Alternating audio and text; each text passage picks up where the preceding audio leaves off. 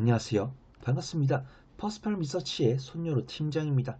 본 영상에서 제공된 정보는 투자 판단에 도움을 드린 정보일 뿐 수익을 보장하는 내용은 아니니 투자 판단에 참고하시기 바랍니다. 또한 이 정보를 제공해 드림에 있어서 저는 유사투자 자문업자가 아니기 때문에 비용 지불은 이론도 발생하지 않음을 말씀드립니다. 이 영상에서 제공해 드린 정보는 제가 준비했는데 미처 깜빡하고 말씀드리지 못했던 내용들, 경제TV이기 때문에 조금 사리면서 말씀드렸던 내용들을 알기 쉽게 말씀드리고 제 개인 유튜브답게 사실적으로 전해드리려고 이 영상을 제작하니까 참고해 주시기 바랍니다. 오늘은 매일경제TV에서 전력사업이랑 원전 관련 이야기를 해보려고 해요. 그래서 기본적으로 전력사업이랑 원전 같은 경우는 향후 수요에 대한 증가 기대감이 상당하죠. 일단 전력설비 같은 경우 실적이 잘 나온 지가 한 2년이 넘은 것 같아요.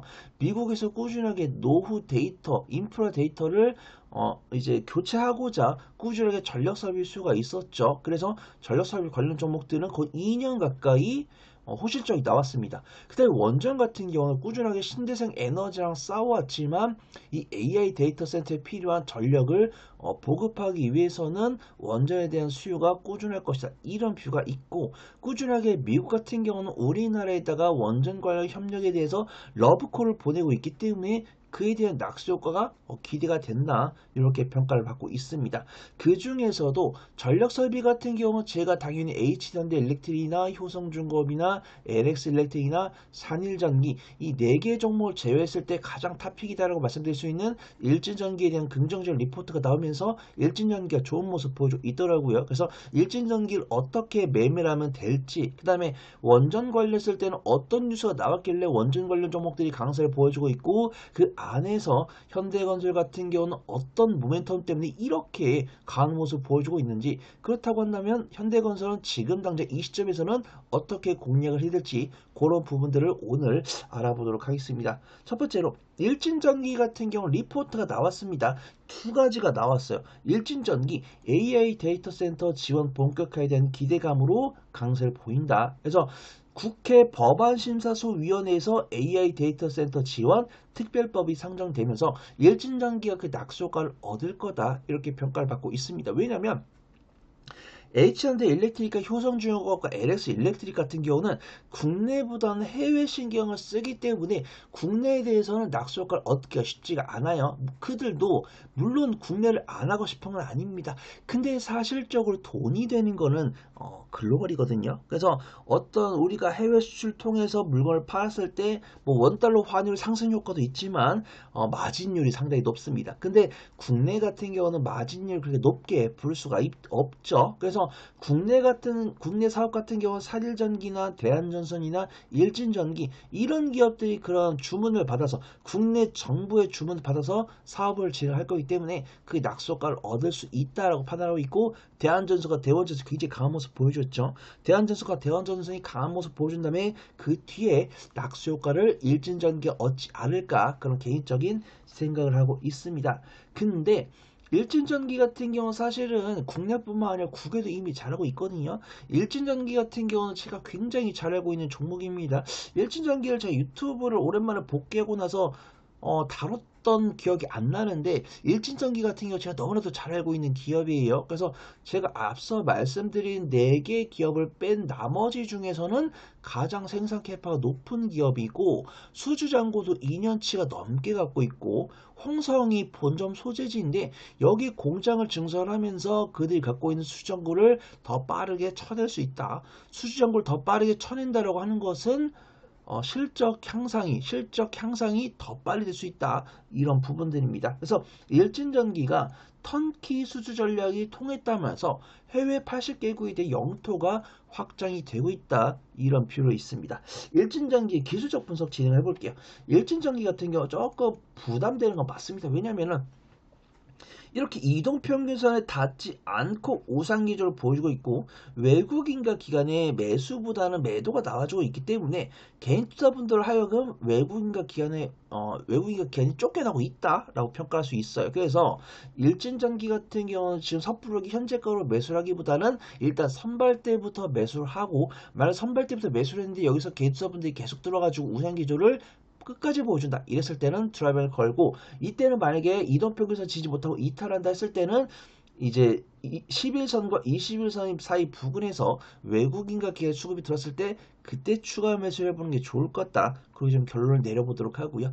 그 가격이 언제쯤 올지 정확하게 모르겠다 라고 하신 분들은 저한테 카카오톡 오픈 채팅방으로 문을 남겨주시면 해당 종목 진입 타점이 왔을 때 우리가 한번 들어가 보도록 해보면 좋을 것 같습니다.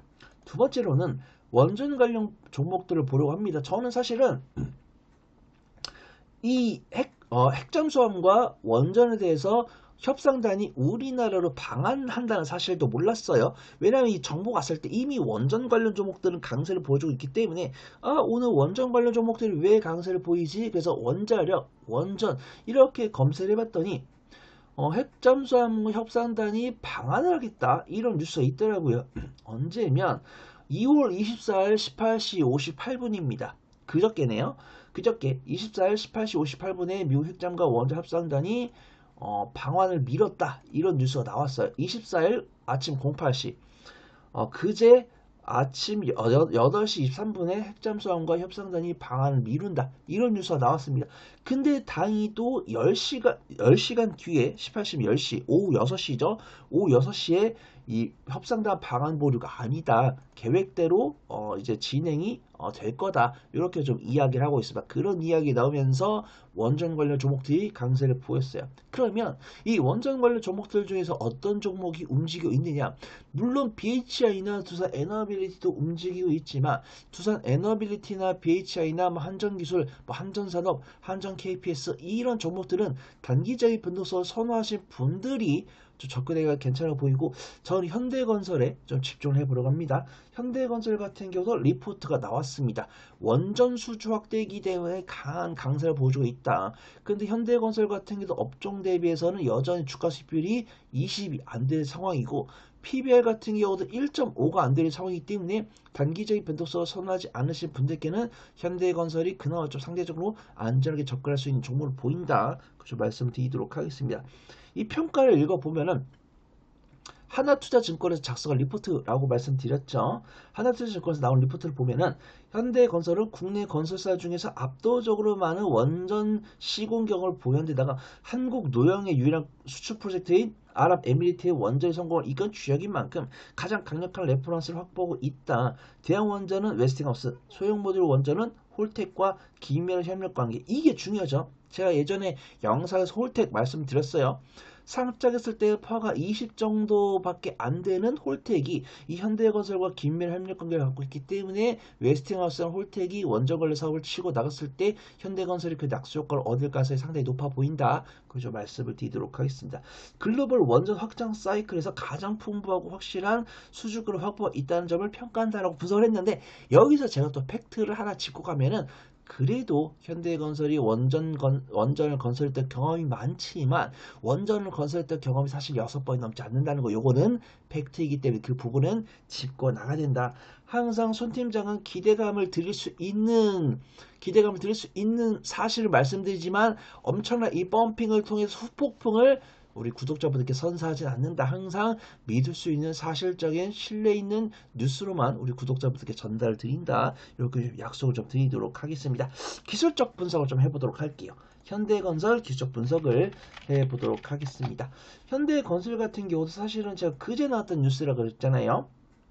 그래서 그제 핵잠수함 관련 협상단이 방안을 보류한다 이런 뉴스가 아침 8시에 나왔지만 그렇게 주가는 흔들리지 않았어요. 주가는 흔들리지 않았는데 10시간 뒤에 오후에 저녁에 협상단이 방안이 보류가 된 것이 아니다 이런 뉴스가 나오면서 현대건설이 강하게 상승한 모습입니다. 근데 외국인과 기관의 강한 쌍끌 순매수에 들어온 다음에 외국인과 기관의 단기 차익이 나왔는데 차트 자체는 양봉을 유지해주고 있기 때문에 외국인과 기관의 단기 차익을 개인 투자분들이 굉장히 좀 우람하게 받아주고 있다. 이렇게 평가를 해보도록 하겠습니다. 그래서 제가 앞서 말씀드린 일진전기와 마찬가지로 현대건설 같은 경우도 지금 당장 현재 거로 바로 강하게 매수를 하기보다는 일단은 선발대를 접근한 다음에 현대건설이 우상 기조를 보여주면 그대로 드라이빙을 걸고, 만약에 현 위치를 지지하지 못하고 살짝 이탈했을 때는 11선과 21선 사이에서 추가 매수를 하면서 본 비중을 맞추는 전략이 굉장히 좀 안전해 보인다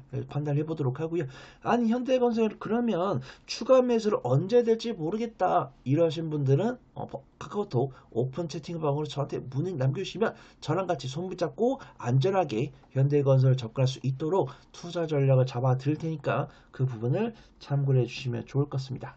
지금까지 제가 말씀드렸던 정보가 유익했다면 구독과 좋아요, 알림 설정 날려주시고요. 부가적인 정보나 질의응답이 필요하신 분들은 영상 주석 말미에 올라오는 오픈 카톡방 접속 링크나 영상 말미 우측에 나오는 QR코드를 통해서 오픈 채팅방에 문의 남겨주시면 성심성의껏 답변 드리도록 하겠습니다. 주석을 못 찾겠거나 폰이 하나밖에 없어서 QR코드를 못 찍겠다 라고 하신 분들은 카카오톡 오픈 채팅방에 손녀로 혹은 파워프리 손팀자를 검색하시면 제 얼굴 달린 오픈 채팅방이 나옵니다. 거기에 문의 남겨주시면 되겠습니다. 또한 이 정보를 제공해 드림에 있어서 저는 유사투자 산업자가 아니기 때문에 비용 지불은 1원도 발생하지 않음을 말씀드립니다. 저는 더 좋은 투자 정보로 돌아올게요. 고맙습니다.